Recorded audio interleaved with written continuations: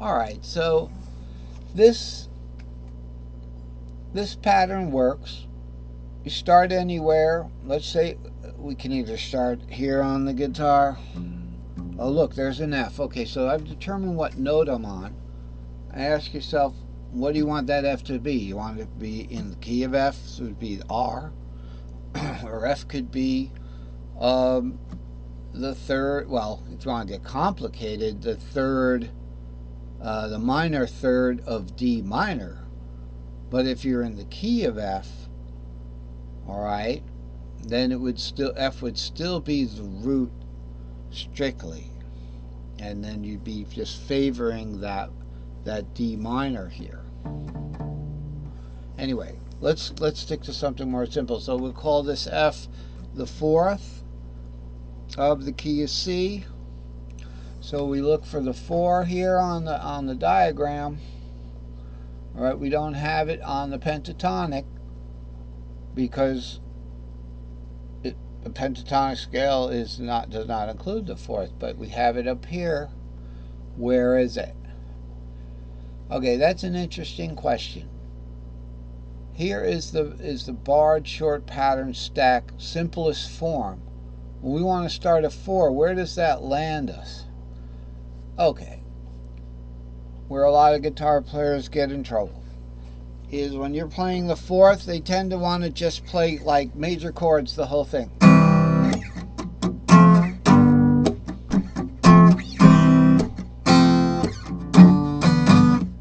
You know, and when we're talking about pure music, we don't just play major chords. Of course, it's a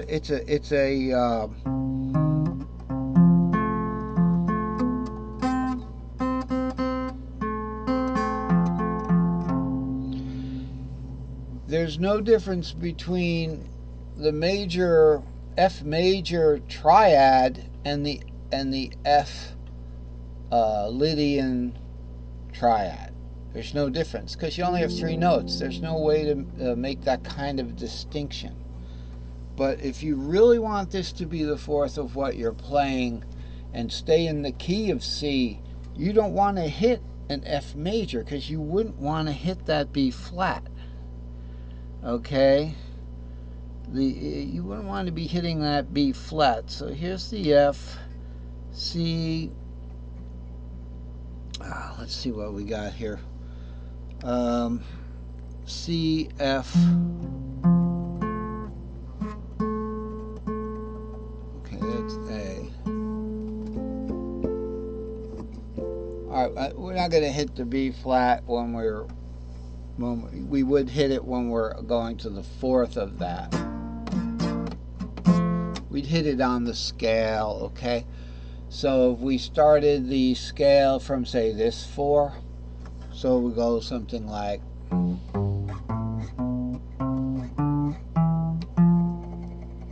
okay, we would have to put that F as the root to get to that B flat. So if we're over here, say on the 2nd string there, above the G there, all right, we want to start root there as F.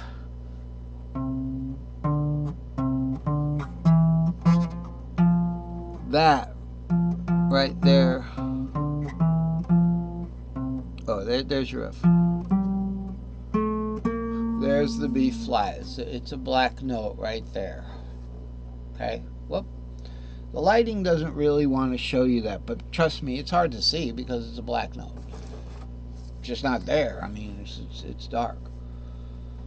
So, you know, again, we're in this dilemma. What do we want to play? We've got so many choices, but it's going to be in one of these patterns. Now, this pattern includes everything. This pattern includes everything. The difference between the 2 patterns is that this one stays in the cage. This one goes into the next cage. Okay, here's a cage. Okay, the next cage would be this one. So it's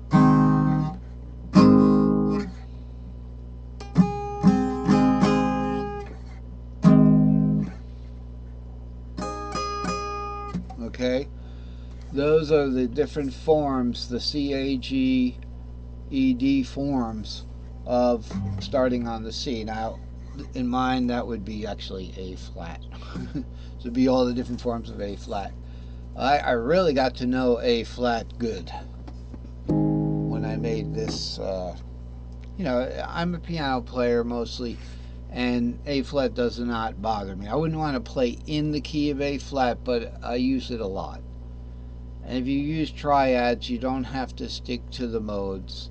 So, you know, it fits right into a couple of different keys. It's the fourth of B flat, E flat.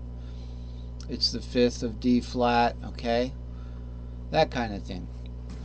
And when you're in C minor, you can go to that A flat. Really, it's really nice. It's the minor sixth in the key of C minor. All right. So let's move on to the next chart.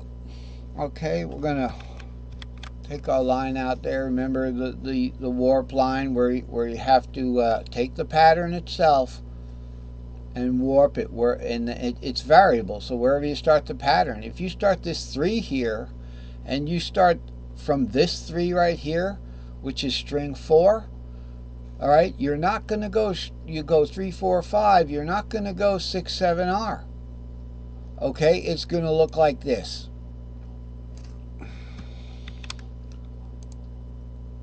It's going to look like this if you do what I just said. That's what it's going to look like.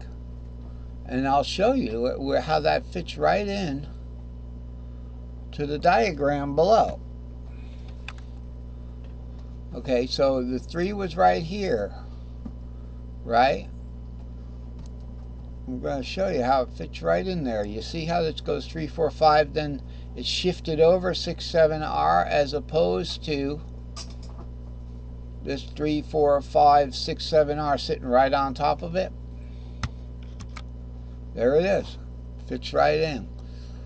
In the unwarped area, the perfect 4, R goes to 4, 7 goes to 3. All right, but it's warped over. 5 goes to 6, whole step. So that works. That's how it's done. No matter where you start the pattern, you have to put it through the tuning warp. It's like a game, you know. It works pretty good. Now let me see how I'm going to undo all this. Make sure that it doesn't hermitize itself. I doubt it. I doubt it would. All right, so the next chart in the list is chart number 40, which is a great chart. There's no doubt about it. Chart 40 is a great chart. Okay? We want to cover these charts so I don't get too many charts ahead. And we'll have one more segment on this chart. What are we looking at here? We're still in pentatonics. We've gone back into pentatonics because they're a whole lot more fun. The reason why pentatonics are good, if you're wondering where you are, just play a pentatonic scale. It's like playing almost like a triad, but it adds a couple of notes, right? It adds a second and the sixth. You know, so you want to see where you are, just play an arpeggio.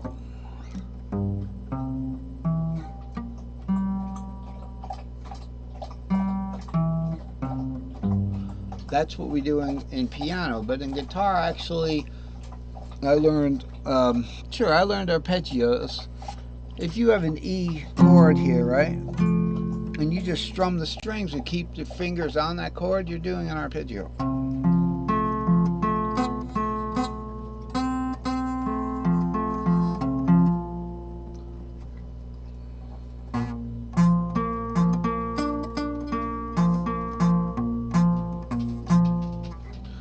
Problem is, with the different shapes, it's not like piano where you have perfect